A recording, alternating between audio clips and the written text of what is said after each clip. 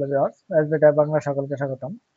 আজকের ভিডিওর মূল বিষয়বস্তু হচ্ছে আমরা বেসরকারি হাই স্কুলে যারা শিক্ষকতা করি, আমাদের ইতিমধ্যেই কিন্তু বদলি সফটওয়্যারের মাধ্যমে তথ্য এন্ট্রি দিতে হয়েছে প্রত্যেকটা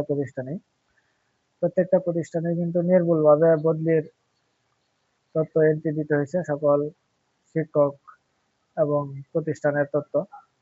সেই ফাইলটা আমরা সেন্ড করার পরে উপজেলায় গেছে।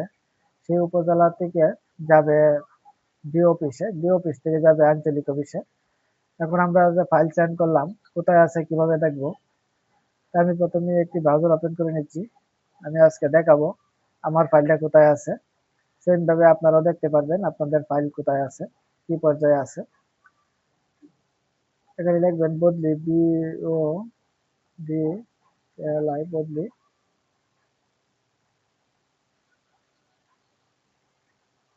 যে বদলি ব্যবস্থাপনা, আমি এখানে ক্লিক করব।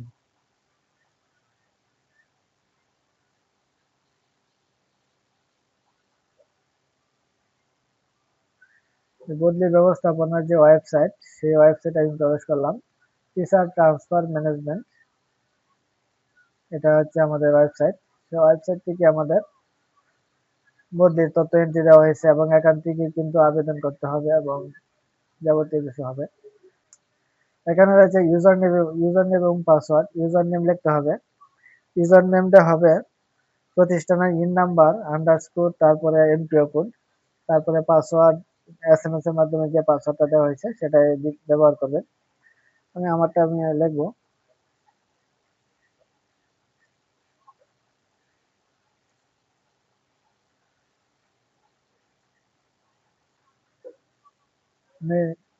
ইউজার নেম এবং পাসওয়ার্ড দিয়ে দিলাম। এখন প্রবেশ করুন, এখানে ক্লিক করুন।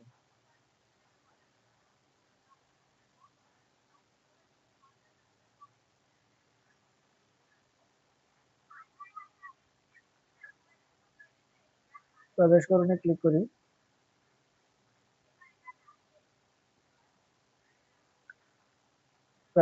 ক্লিক করে কিন্তু আমি আমার প্রতিষ্ঠানের ড্যাশবোর্ডে প্রবেশ করলাম। এটা হলো আমার প্রতিষ্ঠানের ড্যাশবোর্ড।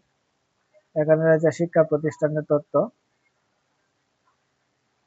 এখানে রয়েছে শূন্য পদ যেগুলো আমরা সেন্ড করছি, তারপরে শিক্ষক কর্মচারী তথ্য, তারপরে স্বামী স্ত্রী কর্মস্থল, স্বামী স্ত্রী নিজ জেলা, কিভাবে আবেদনটা করতে হয়, টোটালটা কিন্তু কিভাবে ডাটা এন্ট্রিটা করা হয়েছে, তথ্য এন্ট্রি দেওয়া হয়েছে, সেন্ড করা হয়েছে, সবকিছু কিন্তু একটা ভিডিওতে আমি দিয়েছি। এখন আমার ফাইলটা যে সেন্ড করার পরে কোথায় আছে সেটাই এখন দেখার বিষয়। এদিকে বাম দিকে দেখবেন যে র চিহ্ন আছে, এটা আমি নিচে নিব। এখানে আছে তথ্য যাচাই, এখানে আছে বদলিকৃত শিক্ষকের অবমুক্তি, নতুন কর্মস্থলে যোগদান। এটুকুর কাজ হবে যখন পরিপত্র দেওয়া হবে আবেদন করার জন্য, বদলির আবেদন। বিভিন্ন স্কুলের শিক্ষক বিভিন্ন স্কুলে যখন আবেদন করবে তখন এইগুলোর কাজ হবে। এখন ফাইলটা কোথায় আছে সেটা দেখবো আমি। তথ্য যাচাই ক্লিক করব। তথ্য যাচাই ক্লিক করার পরে স্ক্রল করে একটু নিচে যাবেন। এই যে প্রথম অবস্থায় কিন্তু উপজেলায় সেন্ড করছি আমি, উপজেলা থেকে অনুমোদিত দেওয়া হয়েছে, জেলা শিক্ষা অফিসারের কাছে গেছে। একটু ত্রুটির কারণে জেলা শিক্ষা অফিসার কিন্তু এটাকে প্রত্যাখ্যাত করছে, মানে ঘুরাইয়া দিয়ে দিছে, রিটার্ন ঘুরাইয়া দেওয়া হয়েছে।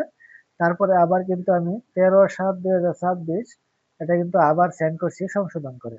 13/7 সেন্ড করার পরে তারা আবার 13/7-ই জেলা শিক্ষা অফিসার 13/7/26 কিন্তু অনুমোদিত দিয়ে দিছে। মানে বর্তমানে আমার ফাইলটা রয়েছে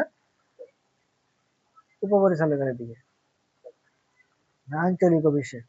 আঞ্চলিক অফিস থেকেই কিন্তু এটা প্রক্রিয়াকরণটা সম্পন্ন করবে তারা। তাহলে আমি কিন্তু এই যে উপজেলায় পাঠিয়েছি, উপজেলার থেকে পাঠিয়েছে জেলায় থেকে কিন্তু অনুমোদন দিয়ে দিছে। এখন আঞ্চলিক অফিসে আছে।